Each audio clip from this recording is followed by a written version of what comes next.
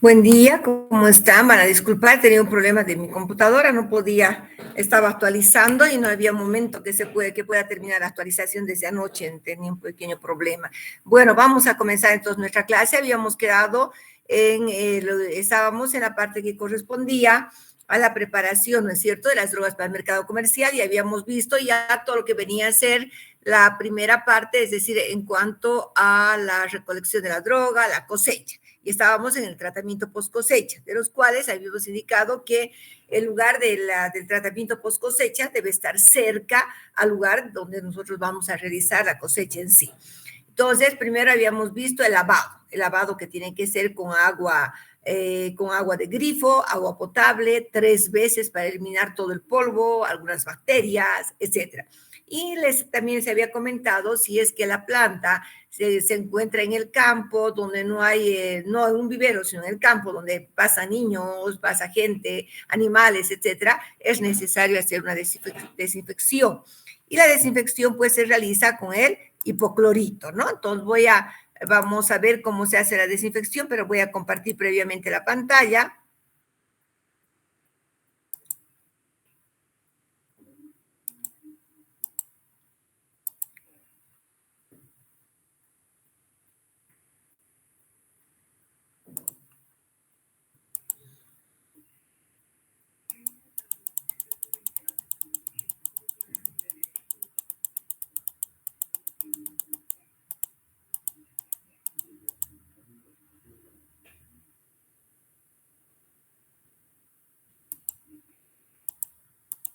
Ya, habíamos quedado en la desinfección, ¿no están viendo? No todavía. Sí, ¿verdad? Ya, ok. Entonces, un momentito, vamos a ver entonces el ejemplo, ya de cómo se debe preparar no sé por qué me parece esto, ahora sí.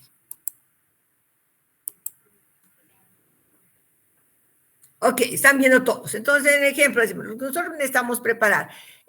Normalmente lo que se utiliza para que el producto sea ecológico es entre 20 a 100, entre 20 a 100 ppm. Habíamos indicado que partes por millón significa miligramos por kilogramo o microgramos por ml. ¿Se acuerdan? Les dieron una buena respuesta.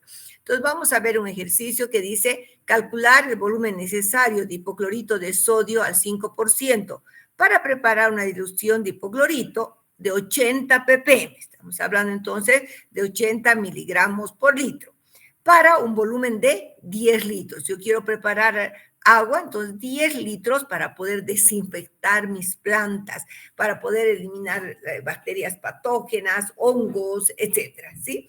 Entonces, ¿qué datos tengo? Necesito preparar hipoclorito entonces de 80 ppm. Estoy partiendo de un hipoclorito comercial al 5%. Hipoclorito al 5%, ¿qué significa? Que tengo 5 gramos de hipoclorito en 100 mililitros de solución. ¿No ve? 5 miligramos de hipoclorito en 100 mililitros de solución. Vamos a ver entonces ahora. ¿Cómo voy a hacer el cálculo?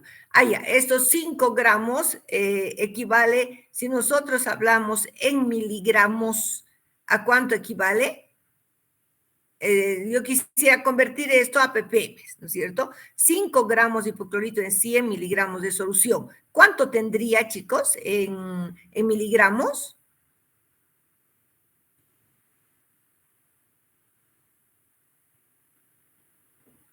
¿Cuánto tendría en miligramos?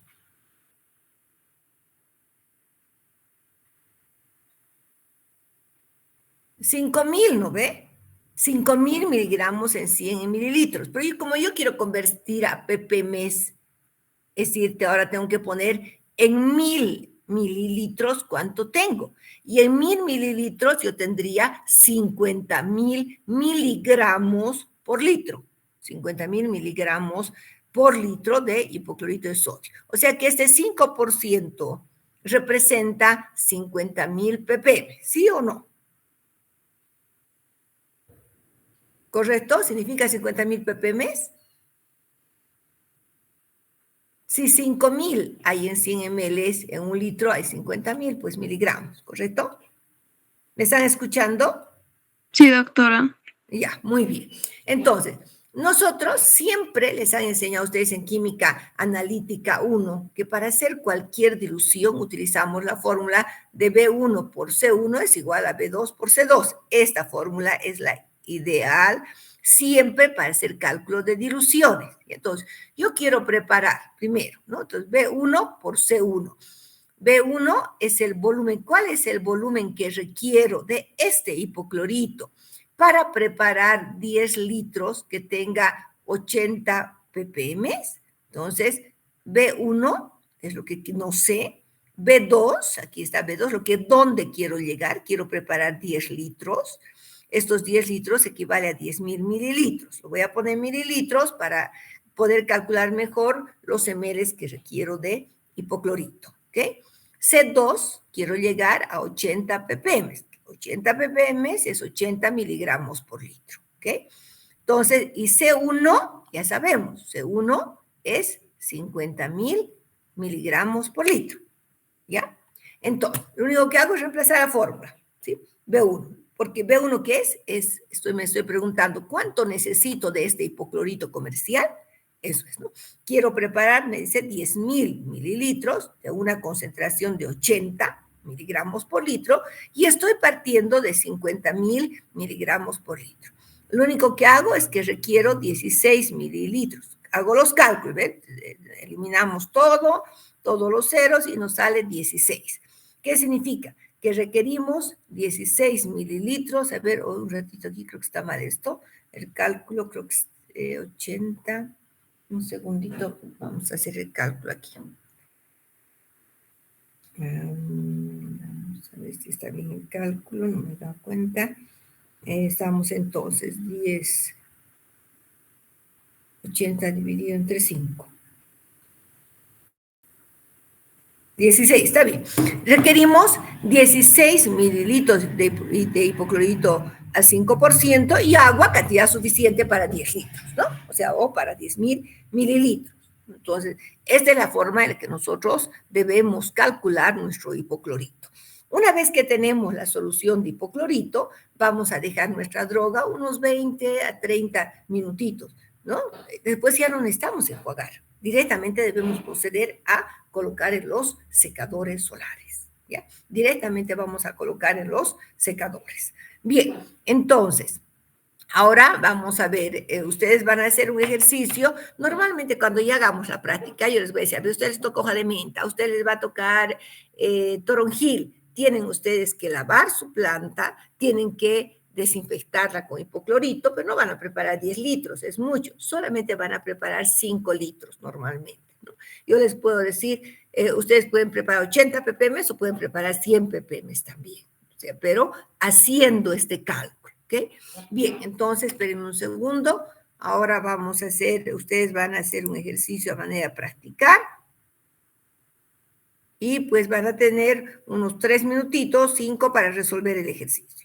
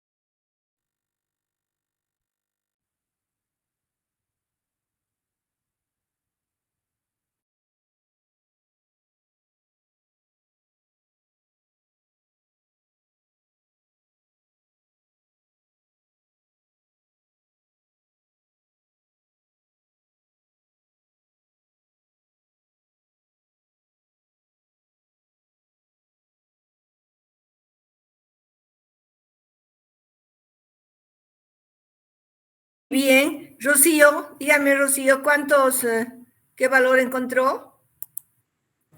Buen día, doctora. Encontré 13,89 mililitros. 13,89. Ya, muy bien. ¿Y Midori también? Sí, Ya, 13,889 mililitros. perfecto, muy bien. Entonces, ahora vamos a compartir directamente. Me van a dar sus nombres las dos. Espérenme un minutito, vamos a anotar en el cuaderno. Siempre las personas que trabajan y resuelven primero van a ir ganando puntos en la materia, ¿ya? Entonces voy a anotar, déjenme un segundito de anotar en mi cuaderno y me van a recordar siempre para el parcial. Ya, vamos aquí en este cuadernito, 2024. Ya, a ver, las dos que han sacado al mismo tiempo, una es, por favor, Midori, ¿qué apellidas? Padilla Fernández, Midori. Midori Padilla. ¿Y quién más? ¿Rocío? Vargas, sí, Vargas Ticona, Rocío Sonia. Vargas Ticona, Rocío. Bien, las dos han ganado a 3 puntos, ¿ya? 3 puntos para el primer parcial. Gracias, doctora. Listo. Ahora vamos a compartir para no retrasarnos. Entonces yo voy a compartir directamente la resolución del ejercicio. Y ahí tenemos, ¿no? Entonces, yo les he redondeado a 13,9. Entonces, está muy bien lo que ustedes han hecho. Si estamos partiendo, ¿qué datos teníamos? Volvemos a leer el ejercicio. Dice, calcular el volumen necesario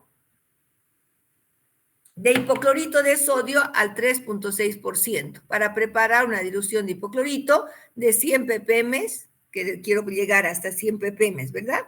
Y un volumen final de 5 litros. O sea, aquí tengo C2 y tengo B1, ¿no? Y esto va a ser, entonces, nuestra concentración inicial. O sea, tengo aquí, perdón, estaríamos con una concentración de C2 y B2. Y esto sería C1. Entonces, ahí vamos los datos. Estoy partiendo de hipoclorito de sodio al 3,6%, 3,6 gramos de hipoclorito en 100 litros de solución, y hemos visto que eso equivale a 36,000. Para que sea ppm, lo único que tengo que aumentar va a ser 4 ceros, ¿ve? Entonces va a ser 36,000. O sea, vamos a recorrer la coma y vamos a tener entonces 36,000 miligramos por litro, va a ser la concentración de C1. Esto sería en ppm o miligramos por litro. B1 es lo que buscamos. Entonces, ¿a cuánto queremos llegar? A 5 litros. Y 5 litros en mililitros equivale a 5,000 mililitros.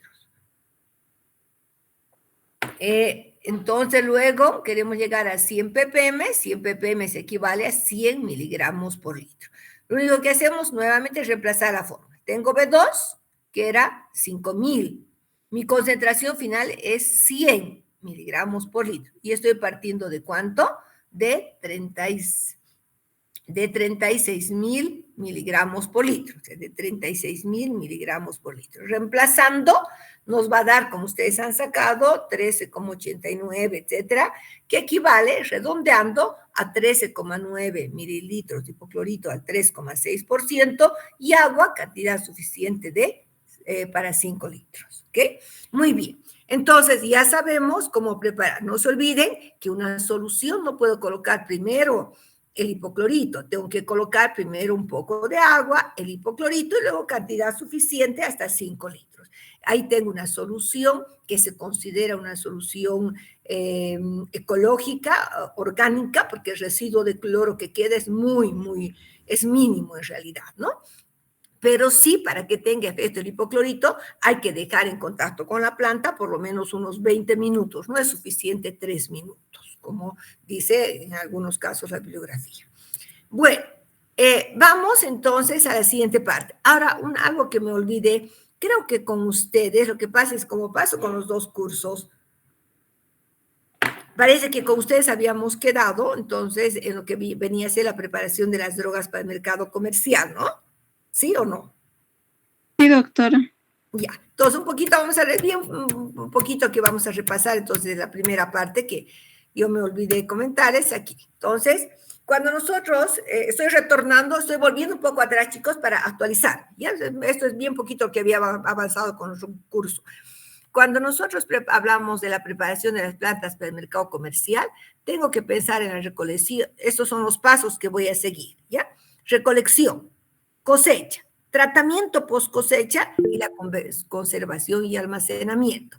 Para la recolección voy a considerar los siguientes aspectos. ¿Qué parte voy a recolectar?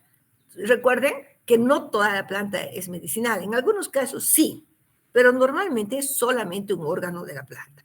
Entonces, ¿qué parte voy a recolectar? Hoja, tallo, fruto. Tengo que saber. ¿Ya? Normalmente siempre se recolecta la parte de la planta que tenga mayor actividad farmacológica. Luego, ¿de qué lugar voy a recolectar? Está en el altiplano, está en el valle, está en lugares húmedos, cerca a los ríos, etc. ¿Por qué? Siempre se ve también el lugar donde sabemos que hay más actividad, por lo tanto, mayor concentración del principio activo. Y luego, por supuesto, Doctora, no ¿sí? está presentando pantalla. Ay, amor.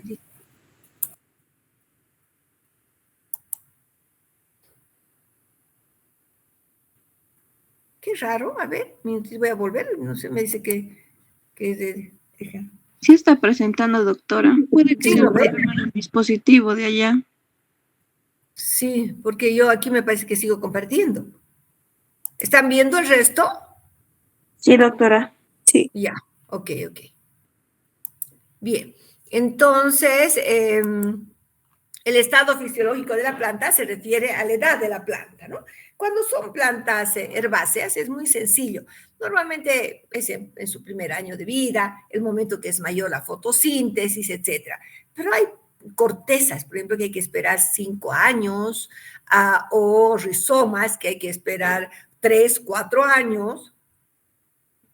Dirán, ¿por qué tanto? Porque siempre se busca el momento que tengamos mayor concentración del principio activo, ¿no? Y hay algunos parámetros generales, ¿no? Por ejemplo, se recomienda, recomendaciones generales, si cuando yo voy a recolectar raíces y rizomas, se recolectan cuando los procesos vegetativos han cesado, es decir, cuando ya la planta ha crecido, ha desarrollado, etcétera, podemos recolectar las raíces y rizomas. Las cortezas, claro, igual en esto hay que esperar muchas veces años, ¿no? Para tener una corteza con la concentración del principio activo requerido. Pero miren que normalmente tiene que ser antes de la primavera, antes que comiencen los procesos nuevamente de desarrollo. ¿Ya? Entonces dice antes de la primavera. Hojas y sumidades foliáceas es cuando, en este caso, cuando la fotosíntesis es alta.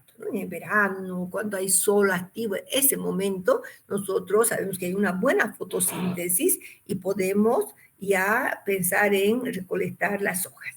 En el caso de las flores,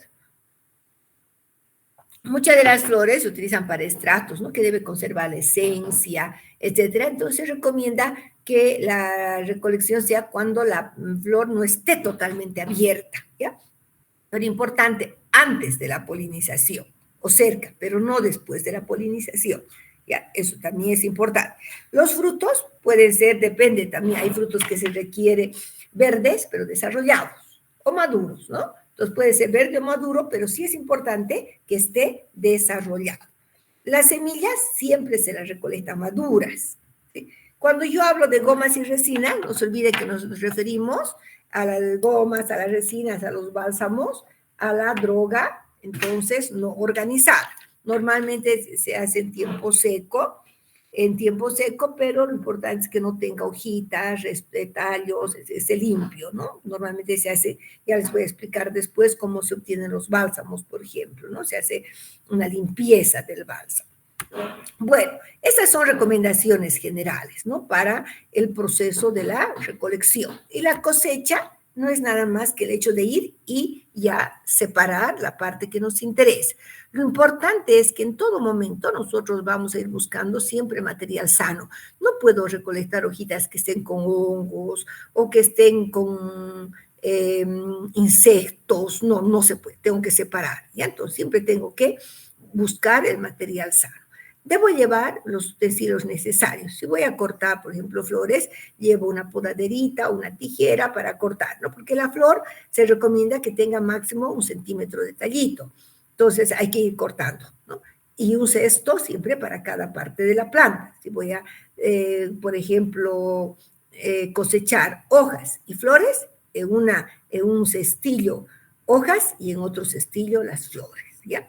Y por supuesto conocer lo que les decía, la parte que vamos a cosechar. Bien, lo más importante ahora para el tratamiento post cosecha es que el lugar esté cerca de donde yo estoy realizando la cosecha, ¿no? Entonces si mis plantaciones están en el Chapare, mejor que esté ahí mismo, ¿no? Porque imagínense 4 horas de viaje, en ese tiempo la planta puede fermentarse, hay más actividad bacteriana, no conviene. Entonces recomienda que esté cerca siempre al lugar donde hemos realizado la cosecha o donde se encuentra la plantación. Por ejemplo, si está en Punata, media hora, 40 minutos, no pasa nada, ¿no? Va a llegar hasta Cochabamba. O no sé, Vinto, igual 20 minutos, 30 minutos, no pasa nada, puede ser, ¿ya? Pero en general se recomienda que esté cerca. ¿Por qué? Porque del manejo post cosecha depende que el material vegetal conserve sus propiedades fisicoquímicas, organolépticas, farmacológicas, etcétera, ¿no? Entonces, como les decía, el material fresco debe ser inmediatamente tratado, ¿no? Primero lavado, luego desinfectado y secado. En el caso del lavado, como les dije a un principio, el lavado se realiza con agua potable mínimamente 3 veces. Lo ideal, como son pequeñas partes que usamos, hojitas, flores, etcétera, utilizar los cestillos calados, ¿no? Se pone la materia prima en el cestillo calado y ponemos un bañador de agua o un recipiente con agua y de tal manera que nosotros agregamos, movemos esta parte, ¿no? Para lavar, el agua debe penetrar, lavar y tiene que escurrir. Esta agua que va a tener, ya, ¿no es cierto?, que va a pasar a través de los poritos, etcétera, tenemos que cambiar. 3 veces vamos a cambiar, ¿ok? Hasta que estemos seguros de que hemos eliminado, como lavamos nuestras verduras, ¿no es cierto? Lavamos 3 veces, 4 veces, hasta sabemos que ya no queda tierra, que está ya limpiecita, el agua sale más o menos limpia, listo. Entonces, de esa manera nosotros procedemos a hacer el lavado. Ahora, si fuera una plantas que han estado en viveros, donde se ha entrado con mucho cuidado, siempre con guantes, etcétera, no es necesario desinfectar, ¿ya? Pero la mayoría de las plantas vienen del campo, ¿no? O sea, de lugares donde cerca a los ríos, donde hay animales, hay insectos. Entonces, en esos casos se recomienda hacer la desinfección. Y como ya les había indicado, lo hacemos con hipoclorito en una concentración que puede ir desde 20 hasta 100 ppm. Siempre yo recomiendo usar entre 80 a 100, mejor, ¿ya? Hay más actividad. Nosotros hemos probado de todo. Cuando hacíamos la estandarización de las cantidades, cuando es 20 es muy poco, ¿no? A pesar de que recomiendan, en un curso que yo hice en el Brasil, nos recomendaban que puede estar un poco menos también, pero con 20, 30 no había una buena desinfección. Entonces yo prefiero trabajar entre 80 y 100 ppm de concentración final de hipoclorito, ¿ok? Bien, entonces la desinfección la hacemos con el hipoclorito de sodio y hemos hecho los cálculos, ya sabemos cómo se realiza, ¿no es cierto? Bien, una vez que nosotros ¿qué tiempo? A ver, si recuerdan, ¿qué tiempo debo dejar con el hipoclorito? ¿Qué tiempo les Entre dije? 20 y 30 minutos. Perfecto, entre 20 a 30 minutos para que tengamos realmente un efecto bueno. ¿Por qué? Porque estamos usando concentraciones muy bajas, ¿ya? Por eso hay que dejar más tiempo. Una vez que hemos colocado el hipoclorito, ya no tengo que volver a lavar con agua, ¿ya? Directamente voy a proceder al secado. ¿El secado en qué consiste?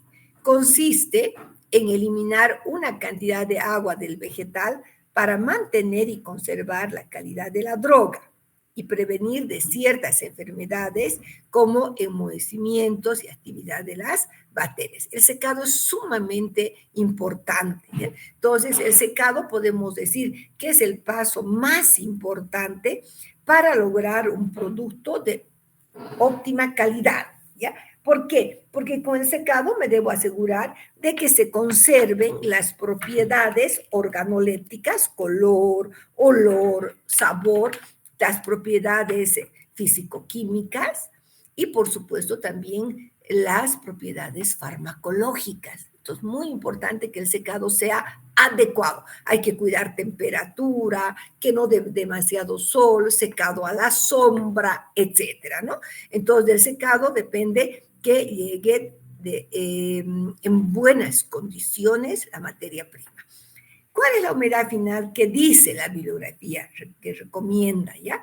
La bibliografía recomienda una humedad final de 2 al 6%, pero en algunos casos es difícil llegar. ¿Por qué? Porque depende de la temperatura ambiental. Yo puedo llegar, si hago en una cámara de secado, puedo llegar a 4%, pero voy a dejar en Cochabamba, en mis mesas o en los estantes, va a absorber nuevamente humedad y se va a estabilizar entre 6 a 7%. ¿Sí? En Cochabamba se estabiliza entre 6 a 7%, pero en el Chapare, que hay mucha humedad, llega a 10%, menos no, o sea, más, como decía, menos no puede por la humedad ambiental.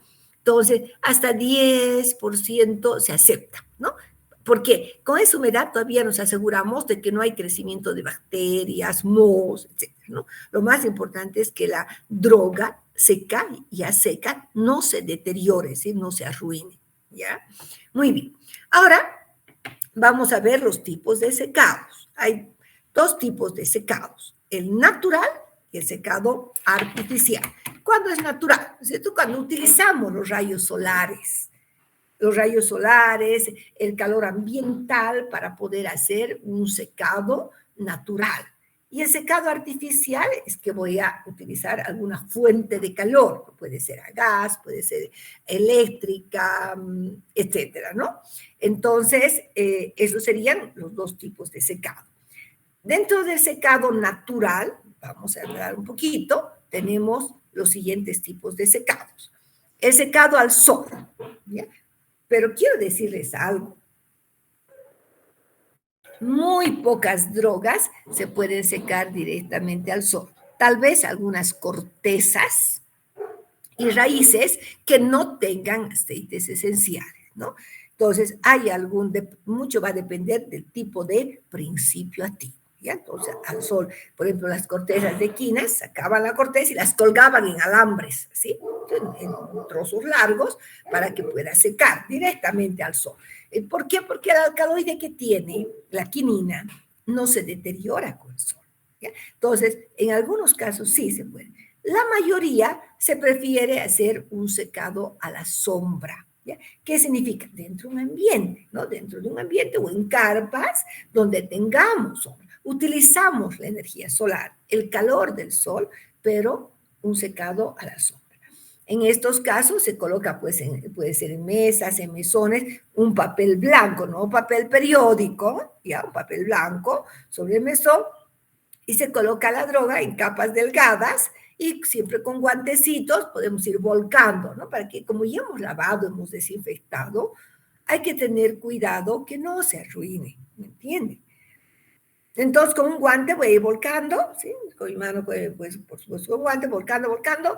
Este tipo de secado a la sombra va a durar por lo menos unos 5 a 7 días. Tarda, ¿ya? Tarda, pero ¿qué ventajas tiene? Mantiene muy bonito el color, ¿ya? En cambio, he hecho una vez la prueba, he dejado mis hojas de menta al sol y luego he secado a la sombra. Al sol perdieron totalmente el color, se volvieron amarillas, ¿ya? En cambio, a la sombra mantenía ese color verdecito agradable, se mantenía mejor el olor, etc. Entonces, muy importante mantener esas propiedades organolépticas. Otro tipo de secado natural, pero indirecto, un poco indirecto, digamos. ¿Por qué? Porque lo que hacemos es aprovechar la energía solar, pero cubrimos, protegemos nuestra materia prima de la actividad directa del sol, ¿ya? Para esto utilizamos los secadores solares, ¿ya? Los secadores solares que aprovechan la energía solar. Entonces tenemos dos tipos de secadores solares, que es lo que voy a explicar enseguida. El secador solar directo, tipo invernadero, ¿no? Donde se pone, el año pasado una de sus compañeras hizo para operaciones un secador solar, pero muy, muy bonito. Hizo un secador solar directo para poder, en la materia de operaciones unitarias. Pero lindo el secador, yo las he felicitado realmente, ¿no? Un secador solar directo tipo invernadero, que les voy a explicar en qué consiste, y el secador solar indirecto de flujo forzado. El segundo es el ideal, ¿ya? Pero requiere corriente eléctrica. Entonces vamos a explicar un poco los dos.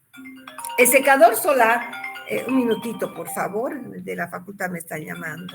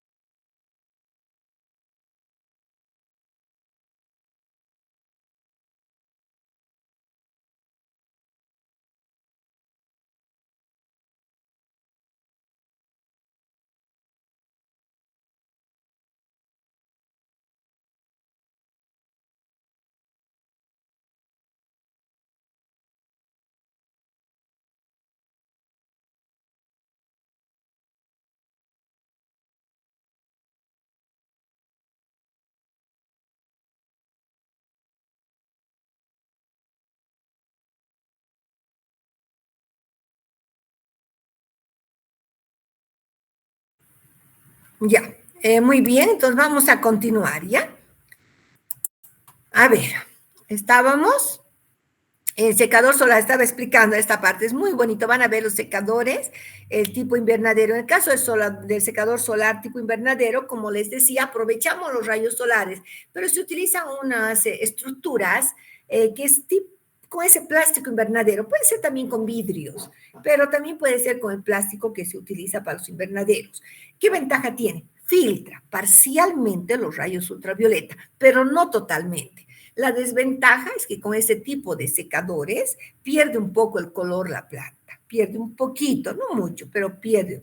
Y el secado es rápido, digamos 3 días, a comparación que cuando hacemos directamente solamente en la sombra, ¿ya? Bueno, vamos a ver entonces estos secadores. Un minutito. Ya. Esta es la estructura, ¿no? Entonces, esta es la parte, esto puede ser, esto es un tipo de secador así bajito y podemos colocar unas patitas más largas, unas patas que puede tener, ¿no es cierto? Unos soportes, y lo importante, este debe tener un determinado ángulo, ¿no? Más o menos, miren, en este caso como unos 45 grados, y esta es la estructura que de preferencia debe ser una estructura metálica y se la cubre con un plástico. Ahorita les voy a explicar, aquí hay también una altura, miren, esta es una altura. Tiene que haber siempre un ingreso de aire y una salida de aire, porque si no, todo el vapor va a quedar dentro. O sea, tiene que entrar y salir aire, ¿no? Tiene que circular el aire, esa es una forma. Aquí tenemos entonces, miren, este es el que han construido también sus compañeras, es exactamente igual que este. Entonces, miren, aquí están los soportes, hay que dar una altura de 1/2 metro. El piso, como normalmente se pone en el campo, hay que poner por lo menos cal, hay que poner cemento, donde vamos a colocar el secador. esta parte debe estar hacia el norte y esta parte de mayor inclinación hacia el sur. ¿Por qué? Para el sol, ¿no? Aquí la radiación solar va a entrar en este sentido, ¿ok? La cubierta puede ser de vidrio o puede ser de plástico. Entonces, por aquí entra la bandeja y no se olviden que vamos a tener siempre unos orificios por donde va a circular el aire, ¿ya? Va a circular entrada y salida de aire. Yo normalmente coloco por aquí la entrada y la salida en la parte de atrás, ¿ya? O hay otro modelo que enseguida les voy a explicar también, pero lo importante es que tenga orificios para que pueda entrar y salir el aire. Este secado es una maravilla, es muy bonito. Dependiendo de la altura que demos acá, puede tener una o dos bandejas, ¿ya? Entonces nosotros podemos colocar en una capa delgada. Las bandejitas normalmente son bandejas de malla milimétrica, ¿ya? De malla milimétrica, no metálicas, de malla milimétrica, de plástico, porque la podemos cepillar, la podemos lavar, poner un poquito de lavandina, etcétera, ¿no? Para que quede bien limpia. Eso y en capas delgadas. Nosotros tenemos que ir volcando también, una vez al día más o menos, y en unos 3 días la droga queda completamente seca, con un secado, como les decía, en Cochabamba, de 6 a 7%. Perfecto. Cuando ya yo veo que se ha fracturado con facilidad la hojita o el tallo que estoy secando, ya quiere decir que el secado está listo. ¿Okay? Bueno, este es otro modelo, este es el que nosotros habíamos construido cuando hicimos un proyecto en Capinota, les hablo de hace 20 años atrás exactamente. Habíamos hecho este tipo de secador, miren, medía grande, medía como 2 metros, porque era para el campo, para que los agricultores puedan secar sus plantas medicinales. Entonces, todo ese armazón era metálico, las patas también metálicas, y todo cubierto con este plástico de invernadero. Aquí abajo teníamos orificios con malla milimétrica, ¿no? Y aquí también unas ventanitas con malla milimétrica. ¿Para qué? Para que circule el aire, no se olviden. Y teníamos 2 puertas. Aquí una puerta que se abría y otra puerta. Y aquí teníamos las mallas milimétricas, es decir, los soportes con malla milimétrica donde colocábamos la droga. Entonces aquí secábamos una gran cantidad. Era muy bonito porque en este proyecto nosotros hemos ido al campo a enseñarles a los agricultores, porque habíamos trabajado con una comunidad, cómo se debe lavar la planta, cómo se debe secar, etc. Y pusimos estos secadores allá, invernaderos hemos puesto y también secadores. Entonces fue una maravilla, una experiencia muy linda. Y pues se quedaron allá y seguramente han pasado tantos años que ya seguramente solo queda la estructura metálica, ¿no? Bueno, y esta es también una forma, esto es más sencillo, me lo han hecho en una comunidad donde estamos viendo que es similar a este otro, ¿no? Similar a este. No se olviden que la parte alta, ¿no es cierto?, va a estar hacia el norte y la parte más baja, la inclinación del techo, digamos, de la parte superior, va a estar hacia el sur. ¿Ya? Aquí podemos ver, como les decía, de esta altura, va a depender que yo coloque una o 2 bandejas, ¿no? Aquí tiene sus puertitas, entonces siempre tiene que estar entonces cubierto también. Aquí está con un plástico blanco, ¿ok? Bueno, este es un tipo de secador solar, entonces, directo. ¿Por qué? Porque estamos aprovechando directamente la energía solar sobre la materia prima, ¿no? Sobre la materia prima directamente entra la energía solar, solamente que aprovecha, digamos, de proteger un poco con estos plásticos o vidrio que vamos a utilizar. Hay pequeños, como decía, como este, medianos como el que nosotros hicimos de 2 metros, o pueden ser mucho más grandes, miren. Son mucho más grandes. Aquí tenemos, entonces ya es tipo una cubierta mucho más grande, otro tipo de estructura, y aquí estamos viendo en bandejas que van girando, ¿no? Girando un poco para que podamos ir distribuyendo el calor, Y aquí tenemos otro secador también, miren, mucho más grande, tipo invernadero, donde aquí están secando unas cortezas, etcétera, ¿no? Claro, fíjense que aquí el señor no tiene la ropa adecuada, seguramente no tiene las manos limpias, no es la forma correcta. Debo entrar siempre a mi secador con un guardapolvo, con mis guantes, para evitar deteriorar o que se ensucie la droga. Todo debe ser muy, muy limpio, ¿ya? Entonces, en este tipo de secador es una maravilla, lo puedo colocar en cualquier lado, en la punta del cerro, lo puedo colocar en campo, en cualquier lugar, ¿ya? Pero hay que considerar algo entonces, que en este tipo de secador hay un poco de pérdida de color. ¿Por qué? Porque el plástico o el vidrio no va a filtrar totalmente los rayos ultravioleta. Entonces hay un poco de deterioro de la droga, pero muy poco, ¿ya? Muy poco. Entonces, como alternativa a este secador solar directo, se han implementado los secadores solares indirectos. Este secador solar indirecto es muy interesante, pero es un poco más caro, ¿ya? Tiene dos sistemas. Un sistema de colector, miren, aquí es el sistema de colector que normalmente tiene una placa negra, ¿ya? Y tiene una cámara de secado. Entonces, aquí esta cámara de secado puede ser de madera, puede ser metálica, y adentro se colocan las bandejitas, varias bandejas, donde vamos a colocar la droga. ¿Qué sucede? Entonces, igualmente, norte, sur, ¿no ve? Aquí, no, esta parte del norte y esto está hacia el sur. Los rayos solares van a entrar, aquí se van a colectar, por eso, igual siempre hay un poquito de, no se olviden, entrada y salida de aire. ¿Ya? Entonces, es como una caja donde se va a concentrar el aire caliente. Y este aire caliente tiene que ir a la cámara de secado. ¿Cómo? Necesito un extractor de aire. ¿Para qué? Y aquí, por supuesto, tiene una abertura, ¿no? Miren, aquí está, aquí se puede ver. Este extractor va a jalar el aire caliente, va a atravesar por las plantitas, ¿sí? Y va a ir saliendo con vapor de agua, se va a ir secando. Es un secador fabuloso, ¿por qué? Porque no hay en ningún momento la droga está expuesta a los rayos solares. Claro, el problema es que requiere energía eléctrica, un poquito más caro, necesitamos un extractor, ¿no? Un extractor, etcétera, ¿ok? Bueno, entonces, de esta manera, pues, el tiempo de secado igualmente, son unos más o menos 3 días, pero el secado es fabuloso. Las hojas no pierden el color, se mantiene el olor muy agradable. Si son, por ejemplo, drogas con aceites esenciales, es muy importante. Ahora, lo que sí hay que cuidar un poquito la temperatura. No, lo ideal es que podemos secar nosotros, estos secadores, hasta 60 grados, ¿ya? Estos llegan fácilmente a 40, 36, que está bien para secar, ¿ya? Entonces, a una buena temperatura. Pero, por ejemplo, si fuera muy caliente, más de 40 grados, no conviene secar a 40 grados, por ejemplo, mejor hacerlo nomás en otro ambiente, hojas que tengan aceites esenciales, ¿ya? Porque normalmente a partir de los 40 grados,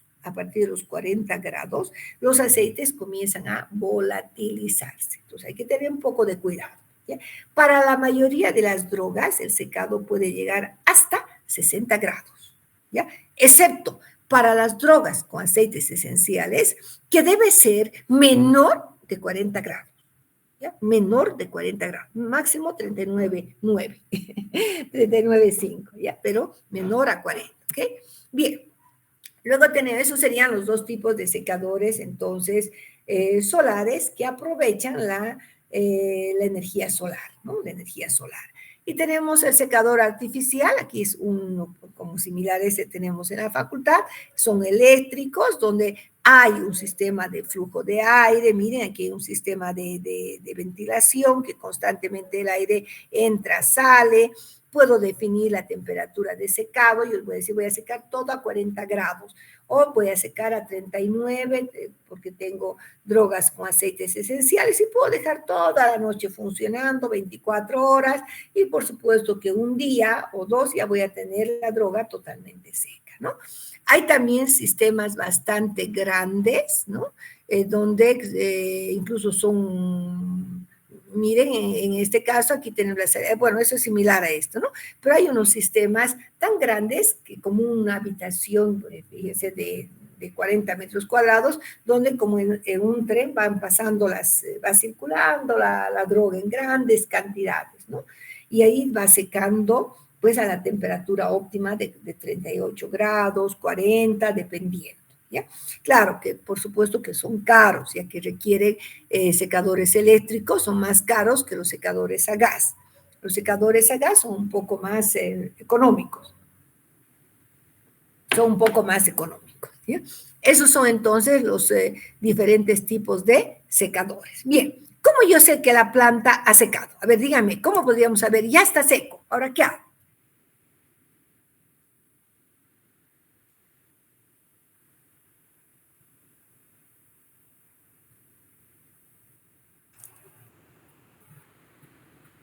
¿Por el color, doctora?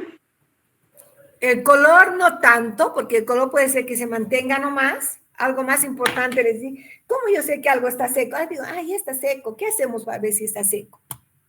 Dijo que empezaba a romperse las hojas. Muy bien, lo que hacemos es ver la fractura, eso se llama fractura. Lo que hacemos, trituramos, ¿no? Sí, ya está seco.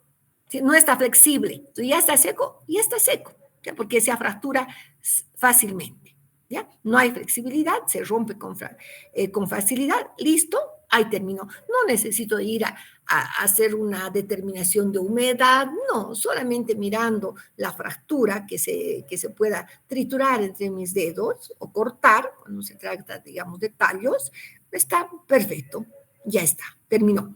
¿Sí? Entonces, lo más importante es que una vez que que está seco, colocamos, guardamos, no en bolsas de plástico, por favor. Puedo utilizar bolsas de tela, ¿no es cierto? Puedo utilizar bolsas de papel, ¿sí? Puedo utilizar bolsas de papel, pero no puedo utilizar de plástico. Recomendación, ¿ya? Ahora, una vez que nosotros hemos procedido con el secado, debemos hacer el almacenamiento. En el caso del almacenamiento, debemos nosotros asegurarnos que la planta esté en un lugar seco y ventilado, ¿no? También aquí ya no necesito que esté caliente, más bien que esté relativamente frío, fresco, ventilado, ¿no? Hay que conservar mejor la droga entera. Cuando yo voy a guardar por un buen tiempo, no triture, ¿sí? Lo mejor es entonces conservar la droga entera, no pulverizada ni triturada. La voy a triturar si la voy a usar en ese momento, pero si la voy a conservar, hay que nomás conservarla entera. Yo me acuerdo que cuando justamente hice este curso en el Brasil, en una planta de extractos, había unos estantes gigantes donde estaban en bolsas de tela las drogas, almacenadas pero enteras. Utilizaban bastante espacio, pero ellos decían que permitía mantener la calidad de la droga, ¿ya? Entonces, muy importante esto. Bueno, vamos a hablar un poquito, les había hablado todo el tiempo del deterioro de las drogas. Hasta aquí, espérenme un minutito, por favor. Vamos a ver de hacer algunas preguntitas. Denme un segundo.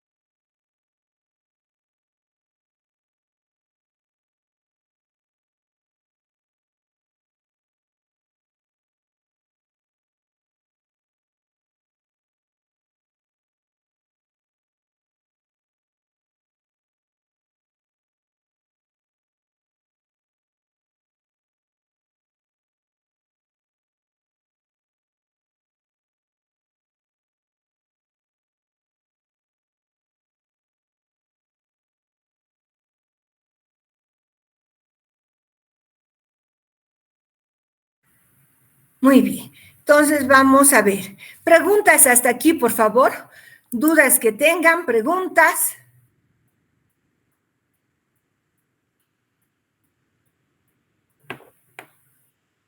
¿No hay preguntas? ¿Quedó todo claro?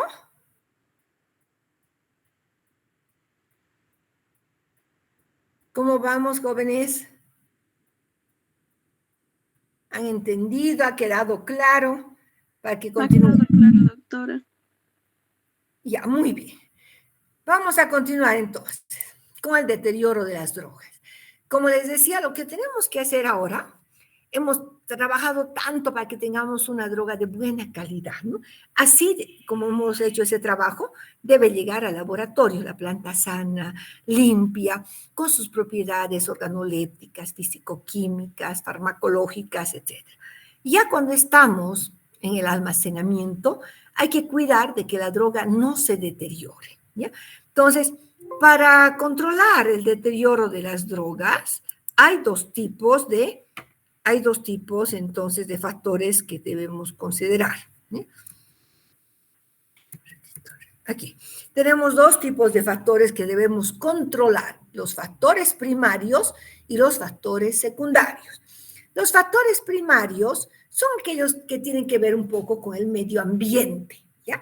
Es decir, humedad, temperatura, luz, presencia de oxígeno. Si nosotros no controlamos estos factores, nosotros seguramente si hay mucha humedad, hay calor, entonces puede haber un desarrollo de bacterias, pueden aprovechar los insectos, los arácnidos, etcétera, de poder contaminar, multiplicarse en la materia prima, ¿ya? La humedad, como les decía, el exceso produce el deterioro de algunos heterócidos. Y por supuesto, la humedad, como hace el calor, va a favorecer la multiplicación de las bacterias. Al haber bacterias, la planta ya se está deteriorando, o al aparecer hongos, ya se está deteriorando, ya no va a mantener la misma calidad. La temperatura, en combinación con humedad, puede acelerar algunas enzimas, que también podría hacer que cambie un poco los principios activos. Y cuando tenemos, imagínense que estoy guardando hojitas de menta y almaceno en un lugar que tiene 42 grados, en un mes no voy a tener ya esencia en mi hoja de menta. Quiere decir que todo se ha volatilizado. Entonces, hay que considerar, pues, un lugar fresco, dice, ¿no? Un lugar fresco, mejor frío, bien ventilado, pero no caliente. Eso es importante. Entonces, la temperatura elevada no puede dar lugar a pérdida de aceites esenciales. Debemos evitar la exposición directa al sol, que ya hemos visto que los rayos ultravioleta deterioran algunos principios activos. Y la presencia de oxígeno, especialmente, siempre hay oxígeno en el ambiente, pero hay drogas que yo tengo que mantener en recipientes herméticamente cerrados. Si hablo de aquellas, pues, semillas de linaza, semillas de chía, todas las que tengan grasas, ¿ya? Entonces, con un exceso de oxígeno pueden volverse rancias, ¿no es cierto? Dejamos nosotros unas almendritas, un tío, ay, no, ya no sirve, está rancio, porque hay una peroxidación de las grasas y se vuelven rancias. En esos casos hay que guardar en recipientes herméticamente tapados para evitar el daño del oxígeno, ¿ya? Bueno, en los factores secundarios nos referimos al ataque de mohos y bacterias. Los mohos de la especie Rhizopus, Penicillium, Mucor y otros pueden también atacar a las bacterias. Y por supuesto, hay que tener mucho cuidado con la higiene y con la limpieza, porque no debe haber, les había explicado, no debe haber ninguna bacteria patógena, salmonella, Escherichia coli, diarreogénica, etcétera, no puede existir, tampoco fecal, ¿no? Porque dice que está sucia, ¿no? Que está sucia la planta. Entonces hay que tener mucho cuidado de controlar que no se contamine la planta. Menos coleópteros, escarabajos, lepidópteros, arácnidos. Imagínense que abran ustedes una planta que nos llegue y abrimos y salgan arañitas, ¿no? O salgan chulupis. Quiere decir que está sucia, que está contaminada, está deteriorada, ¿no? Peor, alguna vez nos ha pasado que he comprado unas plantas de sucre para hacer un trabajo, abrimos y tenía heces de rata, ni siquiera de ratón, de rata. Entonces, pues esto no sirve, ¿no? Debíamos a devolver, miren, hemos reclamado, etcétera, porque así nos llegó con heces de animales, con heces de ratas. Entonces, hay que cuidar que tampoco tenga ninguna heces de animales, ¿no es cierto? Menos, por supuesto, de ratas, ratones que andan por todo lado y que no son animales limpios. Para controlar la infestación, un poco para controlar estos factores secundarios, debemos tomar medidas preventivas. Lo primero es la buena higiene.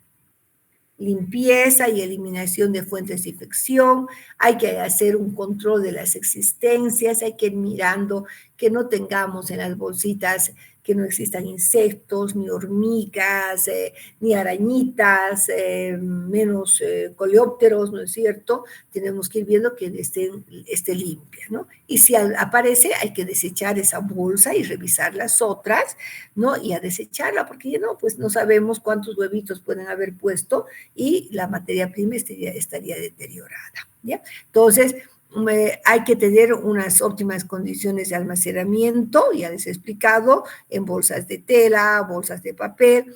Si existiera infestación, como ya les dije, esa bolsa donde yo voy a encontrar arañas, hormigas, la desecho y reviso las otras. En algunos casos se puede hacer un desinfectado, pero no sobre la materia prima, nunca.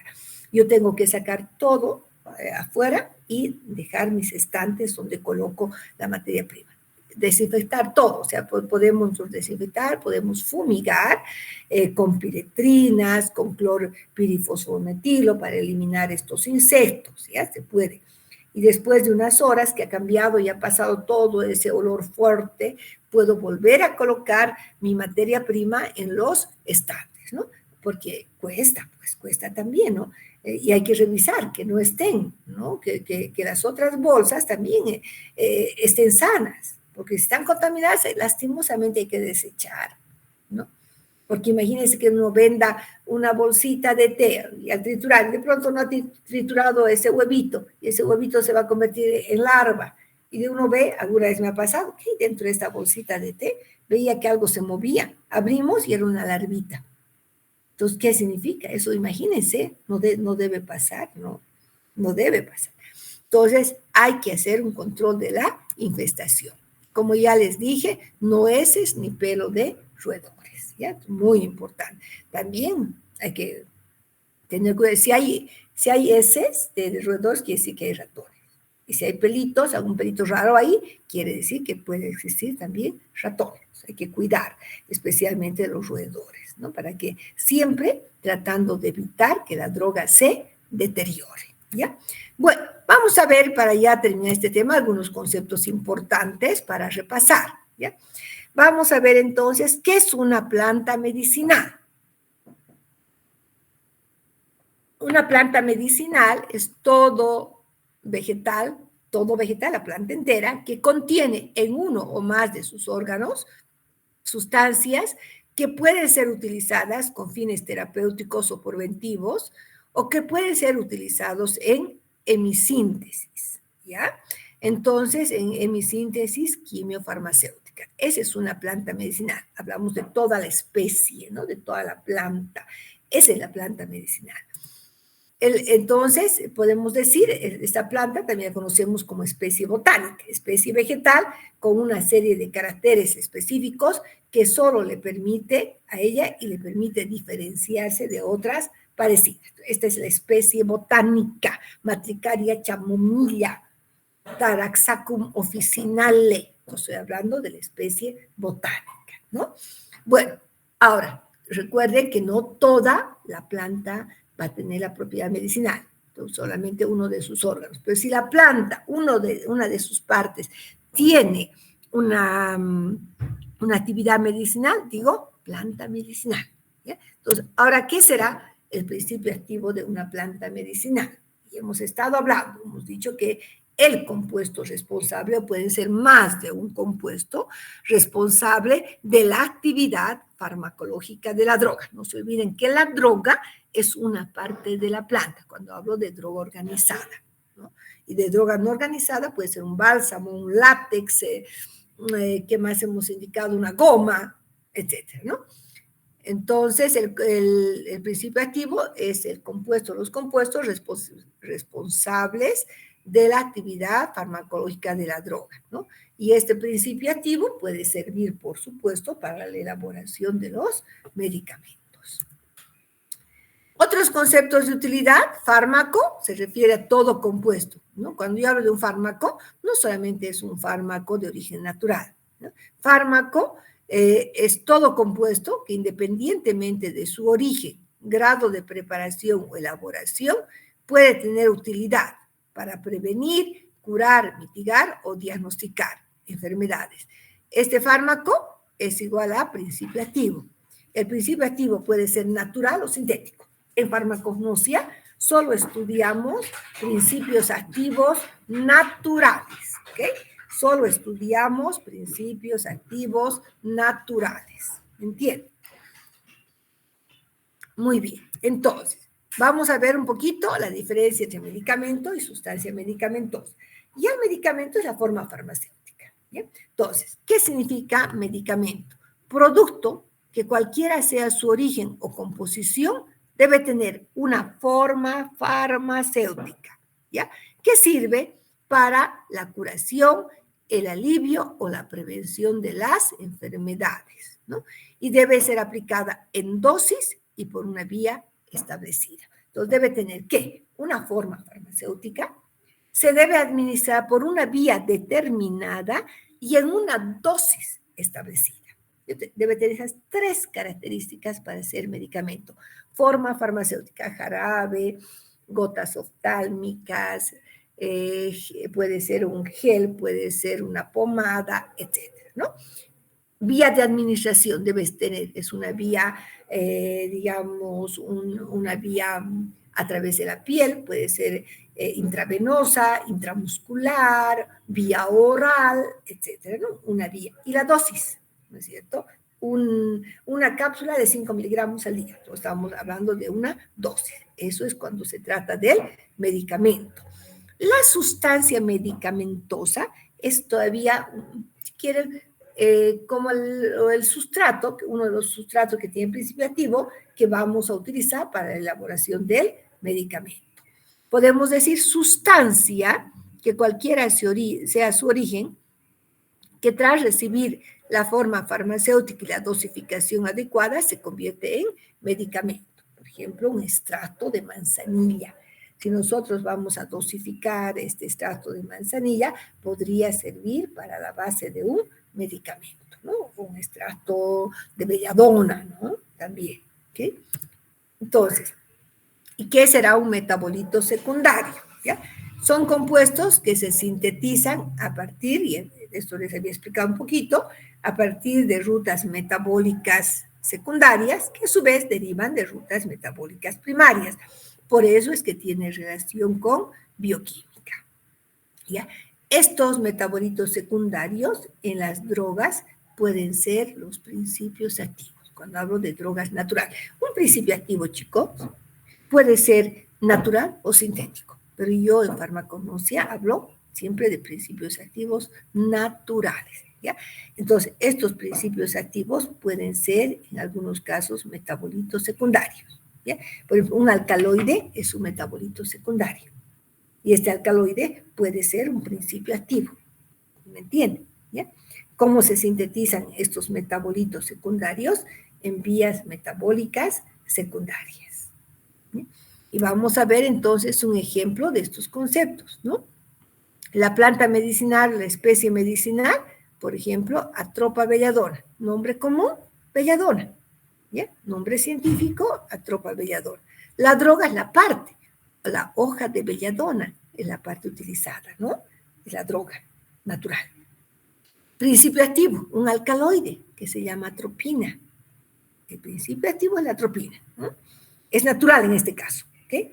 Porque puede ser, es un metabolito secundario. La sustancia medicamentosa es esa base que vamos a utilizar para la elaboración del medicamento.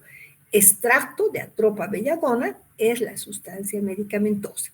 Y el medicamento debe tener, no se olviden, una forma farmacéutica. Puede ser un inyectable, por ejemplo, del principio activo. Un inyectable de sulfato de atropina. Seguramente es intramuscular, será una inyección al día o cada 2 días, etcétera, ¿no? Tiene también una dosis. Otro ejemplo, igualmente con la misma droga, principio activo atropina, la sustancia medicamentosa, el extracto de belladona y la forma farmacéutica, el colirio, o sea, con vía oftálmica, ¿verdad? Para los ojos, de sulfato de atropina, que se utiliza para hacer estudios de fondo de ojo, ya que va a producir una midriasis, una dilatación de la pupila, ¿ya? Entonces, produce una dilatación de la pupila. Entonces, ahí estamos viendo cómo podemos relacionar, ¿no es cierto?, planta medicinal hasta llegar al medicamento. ¿Okay? Bien, hasta aquí, chicos, habríamos terminado el tema número 1. El tema número 1, ¿no? Ya tenemos que entrar al tema número 2, ¿no? Al tema número 2. Entonces, ya mañana entraríamos al tema número 2, pero primero preguntas. Mañana, por favor, si podemos pasar, estarían de acuerdo de pasar un poco más temprano la clase. Tengo un problemita, podemos pasar de 7 a 8 menos cuarto. ¿Están de acuerdo, por favor?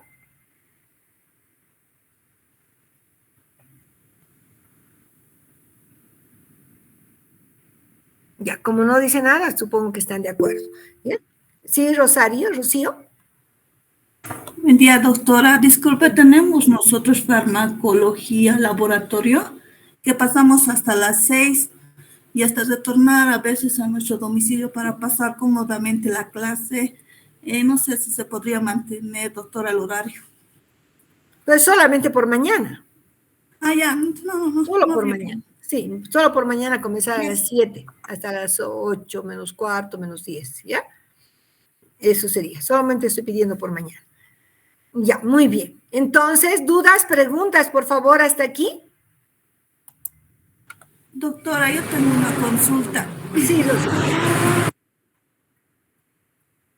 Disculpe, cuando extraemos, por ejemplo, del eucalipto su aceite esencial, lo hacemos, digamos, con las hojas frescas. Y Sí. cuando lo haríamos el secado, ¿se puede obtener el mismo aceite? Sí, en el caso de los aceites esenciales, hay que secar un poco, porque si no necesitaríamos mucha materia prima, ¿no?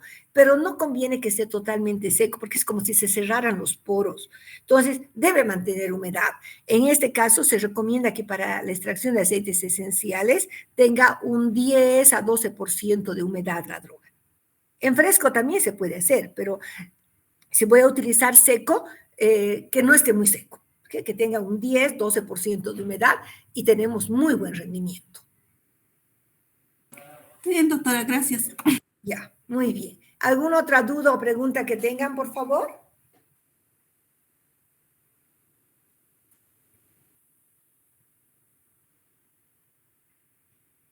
Entonces, habíamos terminado el tema número 1, pensaba ya hoy día abarcar el tema 2, con el problema que tuve de mi computadora, pues lastimosamente me retrasé un poco. Ahora hubiera querido avanzar un poquito más, pero tenemos que ir a calificar méritos para los auxiliares y tengo que ir a la oficina, ¿no?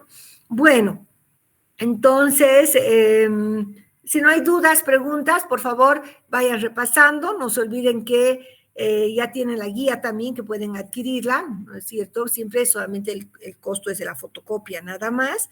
Y esta semana estamos haciendo todavía una clase introductoria, pero ya tienen que ir con su guardapolvo, ¿no?